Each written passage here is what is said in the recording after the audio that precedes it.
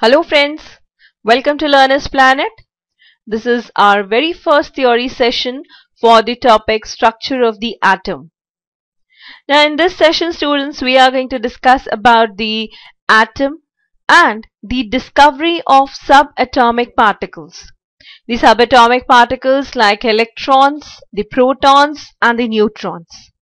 You must be aware of the Dalton's atomic theory. What it proposed? That matter is made up of small indivisible particles called atoms. That these atoms, the property of these atoms, that they are responsible for the property of a particular element or a compound. These atoms participate in a chemical reaction. The atoms of the elements combine in definite ratio to form the compounds. So students, atoms are very important entities. Now later it was discovered that atom can be subdivided, or atom is composed of even smaller particles, the electrons, the protons and the neutrons. So let's start this interesting session here. See, matter in the universe is made up of elements. See, or matter. What is matter? Anything which occupies space and has some volume is called as matter, be it air or be it any gas or a liquid state or any solid. So anything which occupies space and has volume is called as matter. Now every matter is made up of elements. Elements are made up of simple basic units called atoms. Say if I am taking water. What is the formula of water, or what all are the entities present in water? See, the formula of water is H2O. That is, it is composed of two atoms of hydrogen and one atom of oxygen. So hydrogen and oxygen here are what? They are elements. Now these elements are composed of atoms, which is what? Which is a small indivisible particle. See, Democritus proposed the earliest theory on atoms, that all the matter is made up of tiny particles called as atoms. So he was the one to propose this theory that the matter is made up of very small particles called atoms. Later, say in the early 19th century, John Dalton enunciated the atomic theory. And what he proposed? He proposed that the atom is the smallest and indivisible particle of matter. What are the other postulates of Dalton's atomic theory? First of all, atom is the smallest and indivisible particle of matter. The properties of elements depends on the properties of atom of which it is made up of, or the properties of atoms present in it. Secondly, the atoms of element combine in simple whole number ratio to form compounds. Now these atoms, they are again indivisible. What he said is that atom is indivisible. But later on with the experiments, it was proved that atom is no more indivisible. Atom is further composed of many small particles. Three of them are electrons, protons and neutrons. By 1900, it was proved that an atom is not simple, but it consists of charged particles. Now the particles which are present in the atom are charged. That is the electrons, the protons, and is also composed of the neutral particles called the neutrons. So we'll be discussing about the discovery of electrons now, how the electrons were discovered. The electron was discovered in cathode ray experiment. The name electron was proposed by Stoney for the fundamental unit of electricity. Now how this electron was discovered? I'll illustrate this with the help of a diagram. See, this is a discharge tube. Now it is made up of the long cylindrical tube you can see here, and it is sealed at both the ends. Right? Now it is fitted with the two electrodes, that is the cathode and the anode. Right? See, this is the anode. Now the one which is connected to the negative terminal of the battery is the cathode. See here, this is connected to the negative terminal. And the anode, the one which is connected to the positive terminal of the battery, is called as anode. Now this is the source of current over here. Now this discharge tube was initially filled with air. Say, air is everywhere, so you can't get a tube without any air. So this discharge tube is filled with air. Now when the current of high voltage, say I'm taking here as 1000 volts, it was done actually, not I am taking. So when the current of 1000 volts is passed through it, or through the discharge tube, what happened? Say it is under the pressure of 1 atmosphere. At that time, no electricity was produced. Say when air is inside it, when 1000 volts of current is passed through it, and under the normal atmospheric pressure, that is 1 atmospheric pressure. So what was observed? It was observed that there is no current flow, or no electricity was produced. Then the pressure was reduced. The pressure was reduced using a vacuum tube. Now it was reduced to about 1 mm of mercury. Do you know what is 1 atmosphere? It is 760 mm of mercury. Now this was reduced to 1 mm of mercury. 1 millimeter of mercury. Then what happened? Say on passing electric discharge, electricity started flowing through the tube. Say the same electric current, say about 1000 volts, was passed through this discharge tube. Now the current started flowing. Then what was done was that the pressure was further lowered. It was further lowered to 0.001 mm of mercury.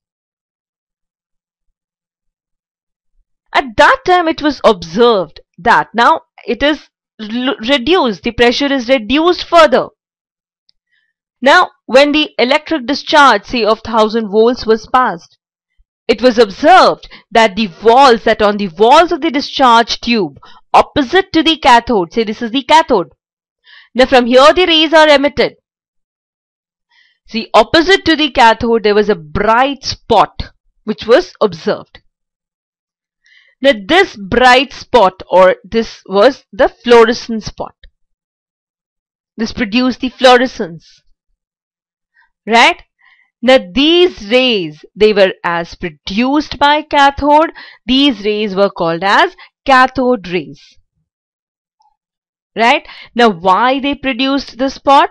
Because the cathode rays, these are composed of the charged particles, and they bombarded with the fluorescent screen, and due to which it produced the fluorescence. Now Thomson, he repeated this experiment with the cathode made up of other material and also different type of gas within this discharge tube. I hope you have understood this. It is simple, students. It is just that this is the discharge tube made up of this glass which is sealed, fitted with the electrodes. The one connected to the negative terminal is called the cathode. Negative terminal of what? Negative terminal of battery. And the other connected to the positive terminal of battery called the anode. See, initially when the tube is filled with air, then the electric current is passed. The high voltage source, from the high voltage source, no current is observed. But later on, when the pressure is reduced to 1 mm of mercury, the current passes through the discharge tube. But when the pressure is further reduced to say 0.001 mm of Hg, that is the vacuum, the pressure is further reduced. So it was found that these rays, they produce bright spots on the screen opposite to the cathode. Now these rays, as they were produced by cathode, they were called as cathode rays. Cathode rays produce a bright spot on the fluorescent screen. These rays deflect towards the positive charge in the presence of electric field. Say if the electric field is present over here, then these rays deflected towards the positive side. Now what it suggests? As it deflects towards the positive side, it means that these rays are having negatively charged particles. Now these negatively charged particles were called as electrons, and the name was given by Stoney. So this is the cathode ray tube experiment, or the discharge tube experiment, the cathode ray experiment you can say.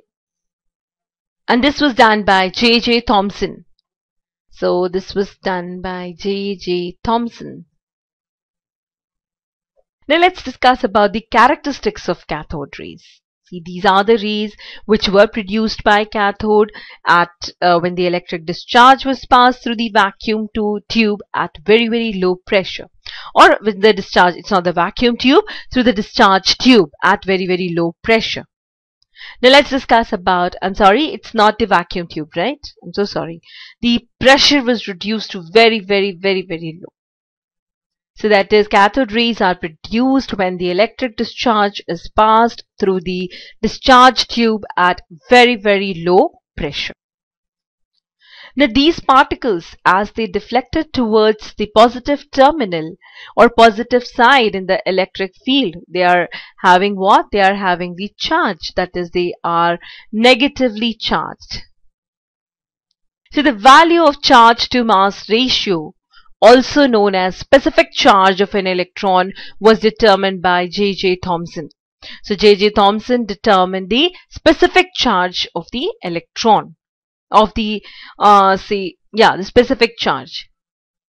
The specific charge of an electron was found to be independent of the nature of gas and electrode used, which suggests that the electrons are present in all the atoms. I previously told you that this experiment was repeated by Sir J.J. Thomson using different gases and the electrodes made up of different metals. Let's discuss few properties of the cathode rays. Now, from where the cathode rays are produced? The cathode rays are emitted from the cathode. Say I can see the cathode rays are emitted either from the metal which constitutes the cathode, emitted either from the metal which constitutes the cathode. And what is the cathode? It is nothing but a metal which is connected to the negative terminal of the battery. Or it is also emitted from the gas enclosed in the discharge tube.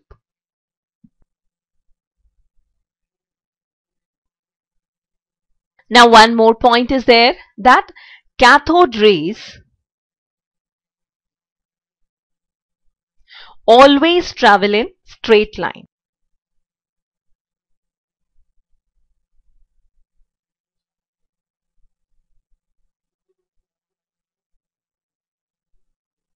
Now cathode rays, as I have told you, they deflect towards the positive side in the electric field. It means that they are composed of negatively charged particles.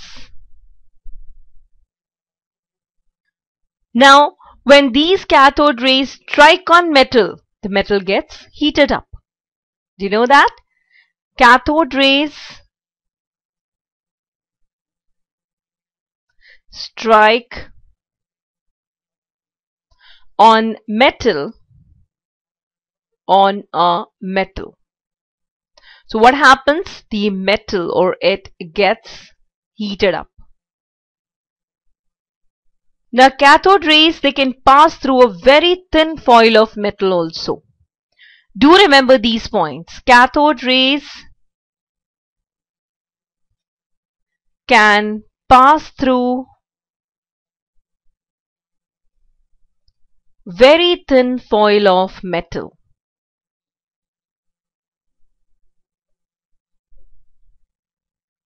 So when it strikes on the metal gets heated up. It can pass through very thin foil of metal also. Now these cathode rays, they produce spots on the photographic plate or film. See the diffused spots on photographic plate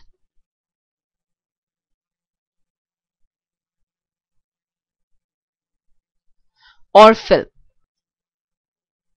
Now this process is known as fogging.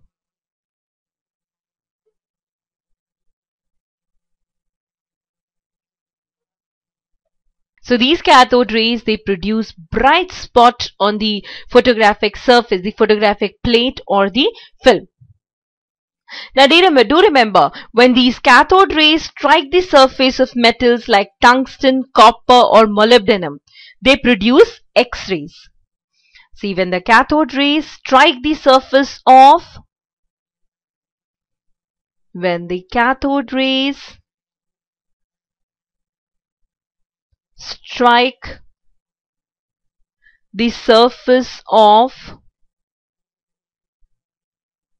metals like tungsten, copper or molybdenum, what happens? They produce X-rays.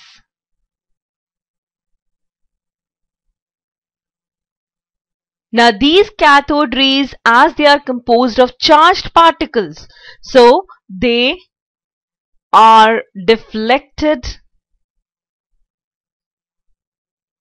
in electric and magnetic field. So these are some of the properties of cathode rays. Now these cathode rays are made up of very small particles. Now those particles are termed as electrons. And who proposed this name electrons? It was Stoney, and his name was G.J. Stoney. Now what does it mean? What does it mean? Because it is conducting electric current, or it is getting deflected in the electric or the magnetic field. Now these are also called as, why it was named as electrons? Because these are the particles of electricity. They conduct electricity. So these are the particles of electricity, so it was named as electrons. And it is represented as E minus. Why? Because there is a negative charge on these electrons. The charge on the electron was determined by Millikan. That is a Millikan oil drop experiment. Now let's discuss about the charge on the electron and the mass of electron. What is it? What is the value of the charge present in the electron, or what is the value of the mass of electron? Characteristics of an electron. What are electrons? These are the particles constituting the cathode rays. These are negatively charged particles.